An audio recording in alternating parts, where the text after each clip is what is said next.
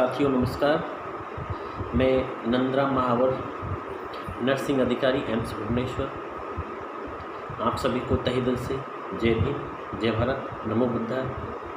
साथियों, आज मैं एक विशेष मुद्दे को लेकर आपसे बात करना चाहता हूँ, आपसे चर्चा करना चाहता हूँ, मेरे विचार आपके सामने व्यक्त करना चाहता हूँ। एक ऐसा मुद्दा जो आज एक विकट परिस्थिति, जैसा कि कोरोना की वजह से लॉकडाउन चल रहा है, विकट परिस्थिति के बावजूद हर व्यक्ति, हर भारतीय के नज़र में है, और वो है आरक्षण, रिजर्वेशन।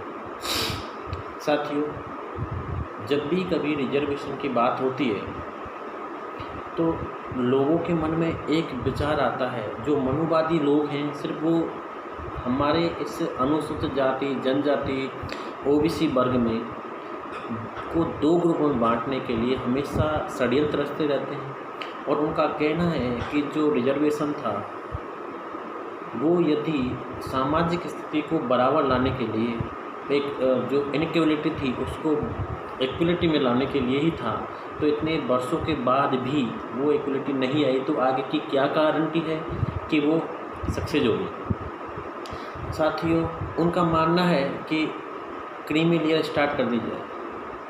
ठीक है, कोई गलत बात नहीं है, बट साथियों, जैसा कि हम जानते हैं, हमने बहुत सारे ऐसे एग्जाम्पल देखे हैं जो इकोनॉमी के बेस पे, आर्थिक आधार पे हैं। जैसे बीपीएल योजना है, अभी खाद्य सुरक्षा योजना है, और हम उसमें देखते हैं कि हज़ारों ऐसे मामले हैं, हज़ारों ऐसे केसेज हैं जिनमें लखपति, अच्छे पैसे वालों का नाम होता है। साथियों, इसकी क्या गारंटी रहेगी कि यदि आरक्षण आर्थिक बेस पे हो तो हमारे जो पिछले दबे कुचले हमारी समाजों के जो लोग हैं उनको उसका फ़ायदा मिल पाएगा। साथियों, वो एक सवाल है, उसको छोड़िए। मैं आप इन सभी लोगों से एक बात पूछना चाहता हूँ, क्या ये बता सकते हैं कि जो रिजर्वेशन है, जो रिजर्वेशन महिलाओं को मिलता है, जो रिजर्वेशन विकलांग को मिलता है, वो किस आधार पर मिलता है? क्या वो किसी कास्ट के आधार पर मिलता है? क्या वो इकोनॉमिक आधार पर मिलता है? नहीं। एक करोड़पति की पत्नी को भी वो जो महिलाओं को मिलने वाला रिजर्वेशन है वो मिलता है। एक बहुत अच्छे बैकग्राउंड से, किसी भी कास्ट से जो विकलांग व्यक्ति है उसको रिजर्वेशन मिलता है। क्यों? साथियों, यदि हमें सिर्फ दो ही कारण है, दो ही बेस पता है, या तो रिजर्वेशन इकोनॉमी बेस पे होता है या फिर कास्ट के बेस पे। नहीं सर, इंडिया में जो रिजर्वेशन है उसका इन दोनों से ही कोई रिलेशन नहीं है, कोई भी रिलेशन नहीं है। हाँ, मैं बोलता हूँ, इन दोनों से आज तक इंडिया में कास्ट के आधार पे कोई रिजर्वेशन नहीं है।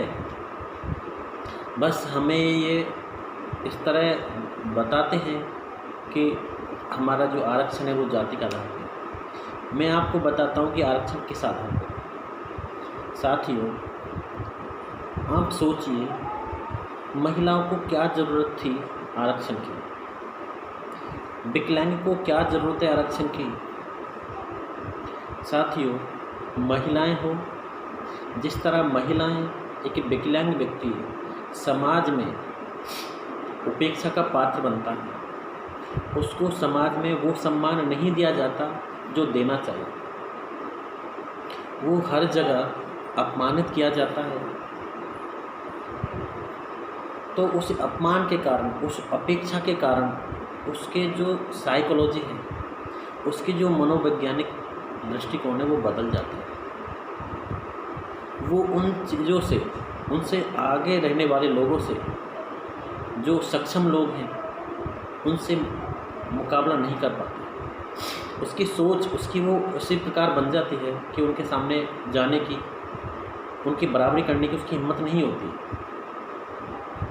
तो इस मनोवैज्ञानिक दृष्टिकोण को देखते हुए, उनके उस सामाजिक दृष्टिकोण को देखते हुए कि वो समाज में उनकी वो वैल्यू नहीं है, उसको देख करके और उनको रिजर्वेशन दिया गया,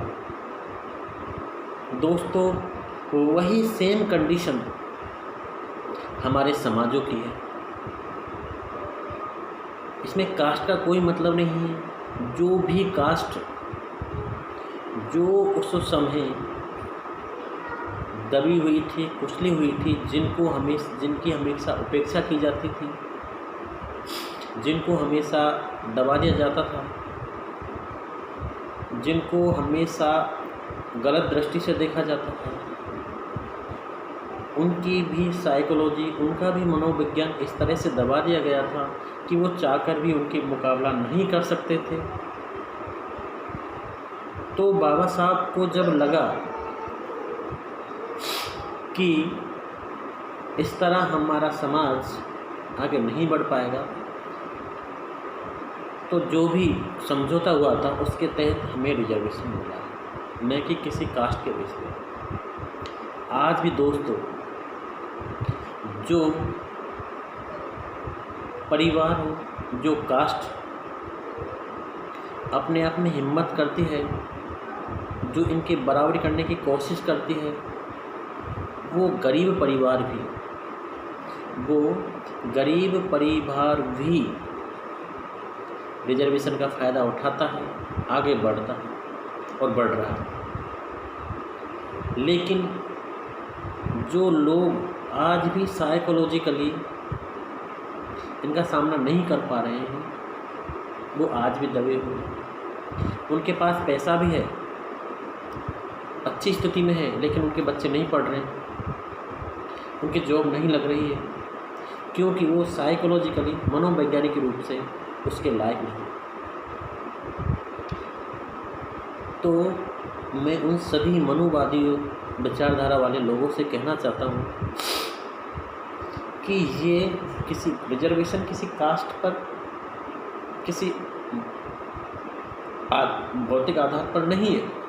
ये सिर्फ और सिर्फ दबे कुचले समाज में जिनको नीचा समझा जाता है, जो अपने आप को तुम्हारा या मनुवादियों के बराबर नहीं समझ पा रहे हैं, उनके बराबर इतनी हिम्मत नहीं जुटा पा रहे हैं, उनको बराबर लाने के लिए है कि यदि वो हिम्मत नहीं जुटा पा रहे हैं समाज की, तो हम उनको कुछ एफर्ट करके और उन्हें इस लायक लाएँ। तो आज और जिस दिन ये समाज, चाहे वो महिलाएं हो, चाहे वो विकलांग हो, चाहे अनुसूचित जाति जनजाति या ओबीसी या फिर माइनॉरिटीज़ जो भी,